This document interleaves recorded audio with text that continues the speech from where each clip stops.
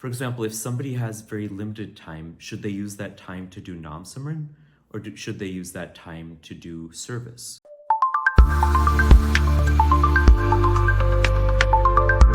One question which arises when we examine Sikh teachings in Gurbani is that which one is more important, Naam or Seva? So these are both major concepts in Guru Granth Sahib Ji. They're major parts of Sikh teaching. But with limited time, which one should be emphasized? Naam, or meditation on God's name, or Seva, selfless service? So in order to really understand this question, we have to understand what Naam is, and we have to understand what Seva is. So, for example, if somebody has very limited time, should they use that time to do Naam Simran, or should they use that time to do service or Seva? So if we truly understand Seva to be selfless service, for example, service that has not even the shadow of ego, it's not tainted by the shadow of ego, then Seva itself is not possible until we are connected with Naam. And Gurbani describes Naam as the highest Seva. We cannot really do Seva unless we're also doing Naam Simran, because our Seva will always be haunted by the idea that we are doing it, or will strive to receive credit for it, or some sort of external reward, aside from seeing it as being something where the Lord has given us a gift and we're sharing that gift with others. So our mindset when doing Seva, that mindset that we have to have, is only possible through Naam. And Gurbani actually makes it very clear.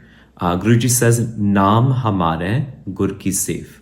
The highest service of the Guru is to meditate on God's name.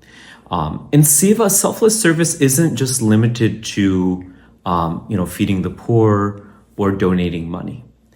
For example, if we look at history, our gurus did Seva through fighting injustice.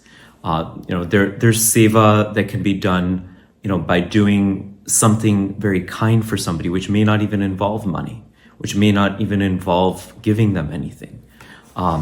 So somebody who's connected with Naam, whatever they do is a form of Seva.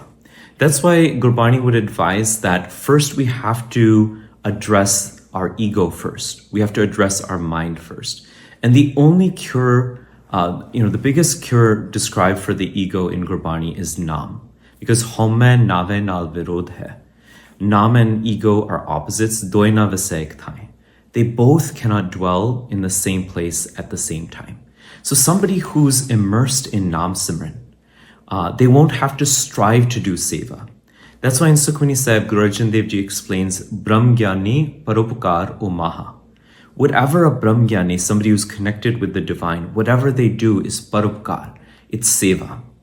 And Gurbani actually defines Seva from the perspective of our conduct, from the perspective of our intention.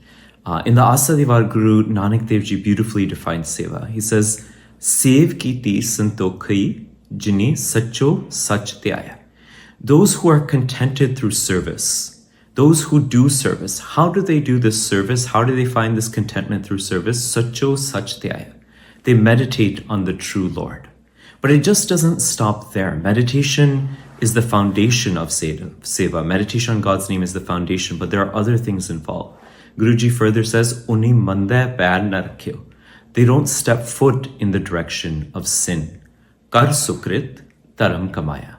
And their actions are very pure, and in this way, they earn the true religion. Uni dunya tode bandhana. Their attachment to the world is cut. They don't seek any fame through their service. They don't seek any reward through this service. An pani thoda khaya. And they also regulate their lifestyle so that they don't consume excessively. They limit their consumption of water and food to just what their body needs.